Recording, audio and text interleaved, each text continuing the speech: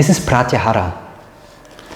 What is Pratyahara? Pratyahara is also an art of yoga. It's the withdrawal of the senses, because you are made out of power, which means you are made out of the capacity. Power means capacity. Pouvoir, the French word. The capacity to do, to create an action. So you're made out of which kind of capacities? You're made of the capacity to see. So you can see. You have the power to see. You're made out of the capacity to hear. So you can hear. You're made out of the capacity to smell. So you can smell. You're made out of the capacity to think.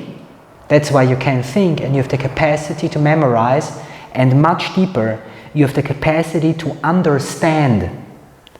You remember yesterday when we talked about Brahmacharya, and I said there is no problem with that element of course, with sexual energy in general, or with the containance of sexual energy. I believe that what yogis always put to the foreground. The main problem, insofar as there exists one for human life, is the absorption of energy. So basically the absorption of capacity, your capacity to think, your capacity to understand. It's like, for example, if you see yourself as a mission to make the lives of people better in areas of the world where they suffer. If a person like you, I'm not saying you, would have the same capacity but all day long busy, like with such kind of things, like with partnerships and relationships and all kinds of stuff, that person couldn't do it. And it's a very practical example. But that's a real problem in life. I know many young men who cannot invest their energy because their capacity is bound otherwise. Okay, so now we have these capacities. So we have the capacity to understand, we have the capacity to think, we have the capacity to do. What is Pratyahara now in that context? Pratyahara is the art of using the capacities of yourself for the service of deeper understanding. For example, if I look with my eyes around, I see a plant and I see people walking by and all that things, but at the moment I see that, I do not see the inner landscape in which eventually a play plays out and unfolds that shows something about my nature and my relationship to the world. When I hear music all the time, which is an outer sensual impression, let's say, then the problem could unfold that I cannot hear my inner voice that is trying to tell me something about what's happening right now. For example, it's interesting with music. I love to listen to music, but I avoid doing it. It's really interesting.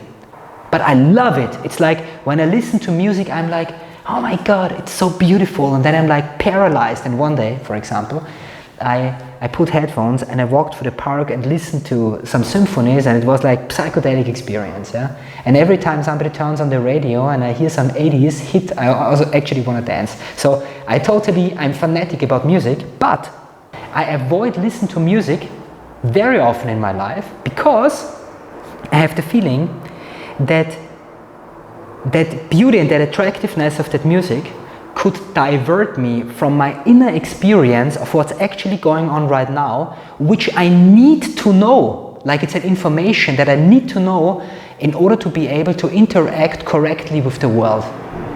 It's like I'm home and I'm with my relationship with my girlfriend, and I don't want to listen to music with her, even she wants to listen to music, because I want to be really with her. And so the thing is, if I would listen to music, then I would be in the music world. I would be in the world of, it's so nice, you see, we're dancing. And sometimes it's eventually nice to dance around in the flat and to have that feeling. But there is still the underlying danger that at the moment I'm doing it, I'm burying something else that I actually should exchange.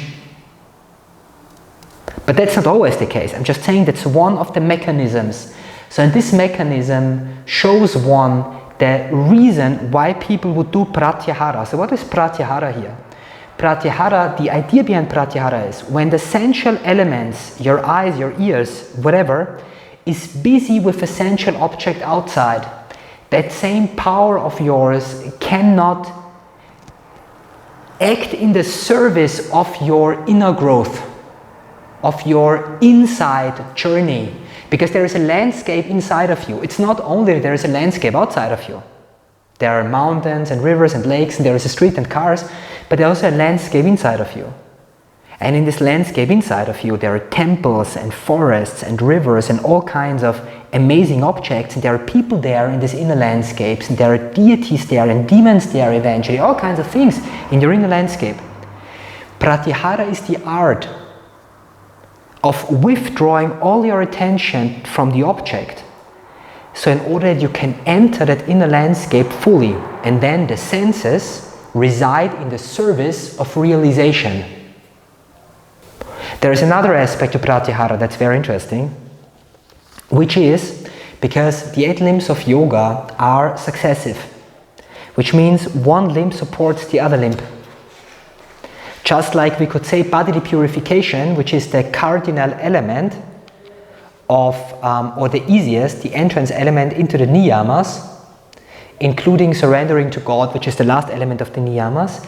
These elements support asana. For example, if you are sick in your body and you have pain in your body and you are not easy and not relaxed, then you cannot do asana, because you will sit like this and you will have pain everywhere. So you see, there is this successive element. And in the same way, Pratyahara feeds into Dharana. Why? For example, imagine you are, imagine you have your room. This is your study room. And in that study room you have a desk. And it's very important for you, and let's say something very favorable of music, to compose a beautiful piece of music, a love song that's in your heart, and you want to bring the love song out. So you want to write that. Well, it's just like this. It happens to be that the window in your room is open. And since the window in that room is open, there's a problem arising because there is a storm outside. Well, and since there's a storm outside, leaves are coming, and these leaves, they are pushed through the window, and they dance inside the room, and they make this nice, spirals, and they collect a little bit in the corners, and it's somewhat disturbing, especially because the curtains moving into the room and eventually hit you from the side on your leg, and you really have a difficult time to concentrate. But it's not everything, yeah? It's also that you have a dog, the dog is very hungry, so the dog is actually scratching at the door of your room at the same time and barking outside, and this is making also very hard for you to concentrate. And then a bird is actually pushed inside your room because of the storm outside, and the bird is starting to be very nervous and coming and sitting, and flying around your head, and it's really difficult. And then your kid starts to cry because the kids wake up because actually a tree fell on the house, and that's very hard. So you are not able to concentrate on your love song. So interestingly, this is actually what's really happening in your mind. This is your internal space. This is the real situation. So the real situation is that you have a spiritual aim, you have a goal, you have a question within you that could be like, I want to compose that love song, for example, but it also could be like, what should I do with me and my husband? How should I continue? Or the question is, how can I find happiness in that situation? Or the question is, like you say, how can I find peace when people die that I love in the Gaza Strip? How can I act? What is that thing that I should do? So they are very important questions. However, for the human mind, there is the real difficulty to attend to that question because there are constantly influences. There is movement. There is the senses are not only supplying your mind with information, they are also disturbing very much. You move outside and you're disturbed and you cannot focus. However, if you close the window and you close the curtains and you feed the dog and the kid falls asleep again and everything is contained and the room is silent and the bird is out also, of course, then suddenly, if complete silence arises, that concentration on that particular task, which is writing that love song, is actually easy. Before it was an almost impossible task to achieve. It was really impossible. But now it's natural. It is like your mind turns to that piece and you unfold the question, how should I write that piece? And then naturally it arises, comes out of you. So Pratyahara is the art of. You don't see outside, but you see inside.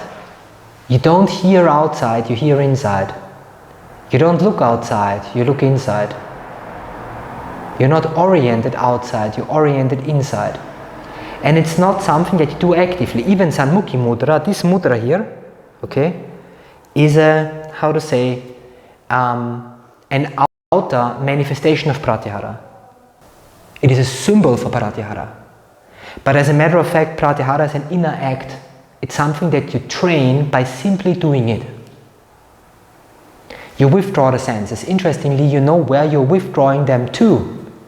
You withdraw them in your heart. That's where they all rest at the end. For example, it's very interesting, when you have questions in your life, maybe we can really take this practically, independently from the yoga practice. When you have questions in your life that you want to answer, so you need the power of your senses to reside in the service of realization. So you need that senses to reside inside. Maybe a trick is, go for a walk, and then imagine while you're walking that you're turning off all your senses. So like you walk and you say, I don't see. And at that moment you say that, the inner landscapes unfolds because the power is still there. It's like when you enter the dreamscape, the dream landscape. It is like at that moment you don't have the eyes, the dreamscape automatically comes. So you're going for that walk and you say, I don't see. Then you see inner. And then you say, I don't hear. And then there's silence. And then the inner voice arises that talks to you. You know, but you still continue walking with your body. But you're completely inside. And you imagine you enter a completely silent space. And in that completely silent space, you can start figuring out the answer to your question. It's like a lucid dream. Pratyahara is the entrance into the state of lucid dreaming. And there, the power of concentration is realized.